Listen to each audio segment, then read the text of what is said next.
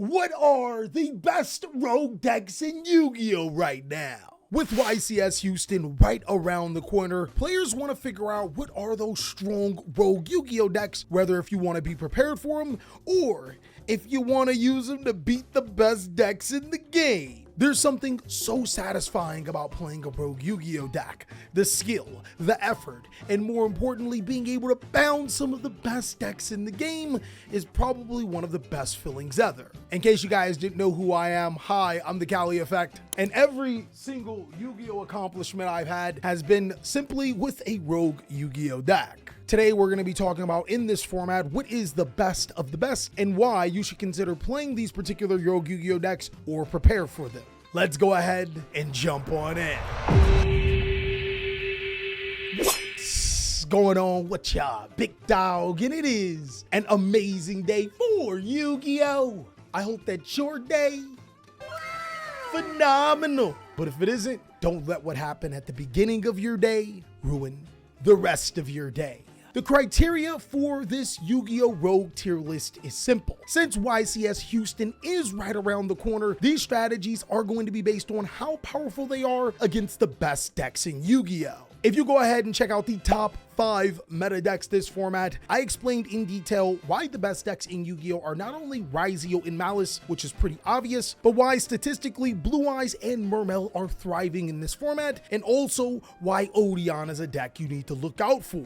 These particular decks have to pay respect against not only those decks, but also the most commonly played staples and hand traps in the game. So in this tier list, we're going to be ranking these rogue strategies on how well they are able to transverse against the best decks in the game, and of course, how powerful they are on their own merit. Let's go ahead and start off with Bystial Lubellion, which stands for Bystial Fiendsmith or Bystial Fiendsmith Primite, a pretty popular deck. Bystial Fiendsmith feels like Mount Lightning or Dr. Thunder of drinks. It's so close to being the real thing, it's almost there. Basically what I'm saying is that this deck feels so close to being the meta, it just might be it. With natural counters to Fiendsmith, seeing that it is a Bystial strategy, and being able to easily take out Malice monsters with Branded Regain, this deck has natural counters against some of the best decks in Yu-Gi-Oh! I think the Primite and Dragon engines are actually really good with this deck, and if I had to give it a ranking, it's definitely can challenge. Now, I'm not gonna lie, I think the ban list might completely ruin this deck, but for right now, it's easily one of the best counters against the strongest decks in Yu-Gi-Oh! And still holds its own when it's going against a deck that isn't light or dark. And sticking on that Soda reference, Centurion oftentimes can feel like RC Cola.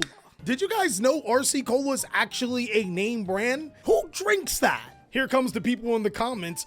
Actually, Callie, it's better than Pepsi and Coke. Sure, you and all 3 people that are keeping RC Cola alive, you can have it. Centurion is just like RC Cola. You gotta have a taste for it, just like how you gotta have the pilot to be able to play this deck. Centurion is really strong because it can play the Bystial monsters, which means it's an excellent counter to Fiendsmith engines and Light and Dark dependent decks. But one of the biggest problems with Centurion is that it isn't fully insulated against hand traps. In fact, Centurion is way too balanced. It's almost like Konami made the deck, I don't know, fair to play against, but also gave it some really unfair concepts. One thing that I will say about Centurion is that it's almost guaranteed to not get hit by the ban list, and in the correct meta, it can be way more powerful. The only problem with that is that it still needs a good pilot to play. It's not as easy as it seems. Chimera, Yugi's best deck. Chat, I'm a beast, I'm a dog, I'm a monster. Chimera hand ripped, yeah, it's a problem. Chat, you guys gotta hear me out. I have been Chimera coping since the deck came out in Duelist Nexus. I think that this deck is incredibly fun to play. But if I'm being completely honest with you, this is probably the worst Fiendsmith or Azamina Yu-Gi-Oh deck. The reason why is because some of the other Yu-Gi-Oh strategies that incorporate those cards are just simply better. But that doesn't mean with the correct pilot that Chimera can't be a deck that can compete. I think one of the really fortunate things about Chimera is that this is one of the strategies to probably benefit from the ban list indirectly. As long as Fiendsmith Engraver stays to at least 1, Chimera can easily become a stronger Fiendsmith deck when some of the other strategies are cut off from it. Ah yes, Gimmick Puppets. Gimmick Puppets did receive support in Maze of the Millennia. Gimmick Puppet Fiendish Knight allows you to be able to summon this card to your side of the field by giving your opponent a Gimmick Puppet or monster, then can add itself to the hand. It actually does open up more plays for Gimmick Puppet, but unfortunately, this deck is a gimmick. I don't think that this deck will be able to consistently go against some of the best decks in Yu-Gi-Oh! And unfortunately, Konami did make this deck a complete gimmick. They really need to get rid of the FTK aspect from this deck, because if they do, making it a rank 8 centralized Yu-Gi-Oh! Deck in a format where ranked monsters have been getting a ton of support would probably be the smartest thing that they can do. But, you know, come on. Now this Imseti of Horus stands for Horus Stun, which is, it's a deck. Horus Stun has not been a Yu-Gi-Oh! Deck in quite some time, and I think if you were planning on playing this deck, you're coping. I'm not saying that summon a Horus monster and then tributing it off for a Vanities monster can't work, but do you genuinely think that that will work for rounds with an S, multiple of them? If you do, then your boy got some oceanfront property in Kansas to sell you. Hey, the Chiefs won Super Bowls there. They went to that beach. Kashtira is a really weird Yu-Gi-Oh! Deck. Oftentimes it's used as an engine, but players have been playing less of this engine because it conflicts with the Bystial monsters. Still though, Kashtira Unicorn is a complete menace. Being able to banish important extra deck spaces from a Fiendsmith deck means that you can potentially cut them off of Fiendsmith combos completely. Also, you can potentially punish Ryzeal and Malice players by getting rid of their important one-ofs and banishing their cards face down. I think the only thing that's in Kashtira's way is consistency, so I'm gonna put it in a solid choice. Ironically, the deck that has cash in its name costs not a lot of money, but the decks you're beating costs a lot of money. Kashtira is one of those surprise Yu-Gi-Oh! Decks that can take the meta by storm. I genuinely think that it's something that you can use to be able to beat the decks, but once players come prepared for it, you might have to find some other methods. Big Labrynth, the trap deck. The pioneer of the trap style jutsu, Labrynth is really good at putting your opponent in an incredibly tough spot. We've seen this deck grow and compete, and it's almost like Kashtira. When it's put in a spot where no one is paying attention, it's probably at its best. What I love about Labrynth is that against a lot of the meta cards that are being played right now, completely useless. That's a nice small chummy you used. It's a shame that I can chain my trap cards, right? Labrynth is the complete master at making cards look bad. And with every single trap card in your arsenal, I think that this is one of the best rogue Yu-Gi-Oh! Strategies in the format by far. Now, Live Twin is interesting, mainly because the Master Duel Gooners keep bringing it up because of Fiendsmith. Hey, Callie, should I play Live Twin Fiendsmith? This deck is the ultimate copium. Brother, it's not good. Give it up. I'm not saying Live Twin Evil Twin is completely a bad deck. I'm not saying that the new support doesn't make it a lot better. In fact, it does. I'm saying that this just might be one of the worst one-card combo Yu-Gi-Oh! Decks in all of Yu-Gi-Oh! Your one-card combo gets a Link 4 monster, which actually seems balanced. But when you compare it to some of the best decks in the game, it ain't working. Especially when you're going against things like Ryzeal, which can break your board or prevent you from making a board, or Bystials, which kind of stop you in your tracks. Players are playing Madolche now because of 7th Tachyon. 7th Tachyon, revealing Giant Hand, can search their combo starter. This finally made Madolche's consistent, which, cool. At this point in time, I'm genuinely starting to think that 7th Tachyon came out at the wrong time. This card should have came out like 2 years ago or something, right? Because making a deck like Madolche more consistent would have been really good 2 years ago. It really pains me to say this, but I'm gonna say copium as well. Even with Madolche more consistent, it doesn't have enough to be able to compete against the best decks in Yu-Gi-Oh! What I do like about Madolche though is that it is an Earth Yu-Gi-Oh! Deck. So kind of like Fire Kings in Mermail, it dodges a lot of the BS, but it 100% falls susceptible to cards like the Mole Charmies, and of course, everything else that you can throw out hand trap wise against this deck. Memento! I said that the Overlord guys, the Bone Daddies, were a top 5 meta deck. And statistically, if it ain't top 5, it's definitely top 3 in the rogue tier list. Memento has an incredible presence. When all those fails, you summon the Big Bone Daddy Teclecula and attack all of your opponent's monsters. Not much they can do against a 5,000 tack behemoth. But what's best about Memento is that it can be teched out to beat Yugioh with Goblin Bikers, or it can be subtly built to be able to beat Malice. It's also a deck that has neutral matchups against almost every other strategy in the game. Though it does require a big brain, it also allows you to be able to overcome a lot of BS like the Charmy cards and other hand traps just by playing the deck correctly. Now, a lot of people have been playing Mitsurugi Yugioh, which I don't think is bad. It's serviceable. But this icon does not stand for Yugioh. We don't stand for Yugioh on the Rogue tier list. This stands for Mitsurugi Ogdoadic. Mitsurugi Ogdoadic has quite a few crazy things going for it. Planet Pollutant Virus allows you to be able to control the entire game. And then your Mitsurugi cards can really put the hurting on your opponent. I'm basically saying, there's too many snakes on this plane. I think that Mitsurugi is pilot dependent though. What I'm really excited about for the Mitsurugi strategy is that in a few weeks, we will be getting the new support. And if the new support is as strong as the first wave of support, this strategy can be way better. And the best thing about it, almost unhittable. Good job, hidden meta deck. Because so many of my Master Duel fans forced me to play it and now want to play it themselves. How does Magical Musketeers fare? The concept of Magical Musketeers are simple. You activate spell cards under monsters like Magical Musketeer Starfire to be able to regenerate more resources, and they're also light fiend monsters, so you get the whole Fiendsmith combo. I want you to kind of picture this deck like a Bystial Fiendsmith Primite deck, except without the Bystials and the Primites. I think it's copium. The reason why I think Musketeer Fiendsmith is copium because just play the Unchained cards. Unchained by far is a way stronger deck, and you can still use Magical Musketeers, but don't overdo it with a huge engine trying to incorporate the spells and traps and everything else like I did. Learn from my mistakes. Orcust right now is relying heavily on the Horus engine, but it has been known to use other engines like Bystials and Fiendsmiths. I think personally right now that is 100% copium, my boy. The Orcust strategy is getting more support, guys. I'll give you that. But please wait till the ban list and wait till the more support. It's not a deck that can really keep up with the best decks in the game right now,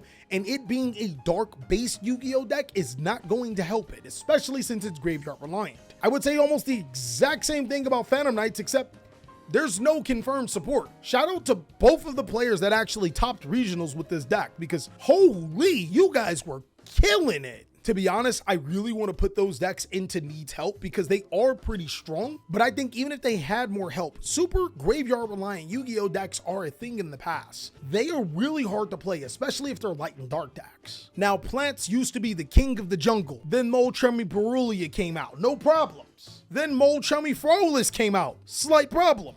Then Molchummy Meows came out, which doesn't seem like a problem, but everybody's playing it, so it's a problem. I would say definitely needs help. I think the biggest problem with Plant Link is that once you start your combo, you really can't stop.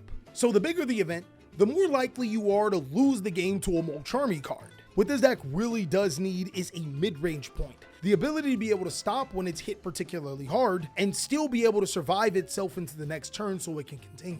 I think that Primite decks are actually going to be a wave, and this might be a bold take, but I'm going to put it in the solid choice. In case you guys didn't know, Konami has, and probably always, unfortunately, will revolve around generic engines, and Primite is the next best generic engine deck. It is crazy. So I think regardless, whatever Primite deck you decide to play, it's going to have a significant advantage, not only right now because of certain aspects, but also in the future because it is the next best engine and a crazy strong Yu-Gi-Oh deck when combined with some of the other cards that could beat the meta.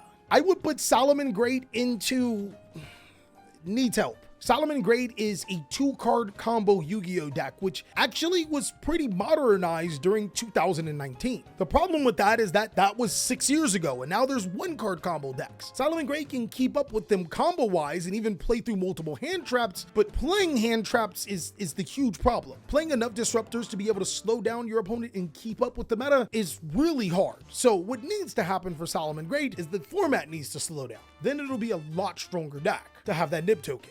Now on my stream, I said some pretty evil things about sharks, and I love you, shark community. I said that sharks were one of the most disappointing decks in Yu-Gi-Oh as of recent, and I still have to stand by that. Sharks have been getting wave after wave after wave of support and haven't been able to hammer the head to multiple secured tops. Like that pun? And to me, that's pretty disturbing, but I think that there's renewed hope with 7 Tachyon and it being able to snag a couple of tops last week.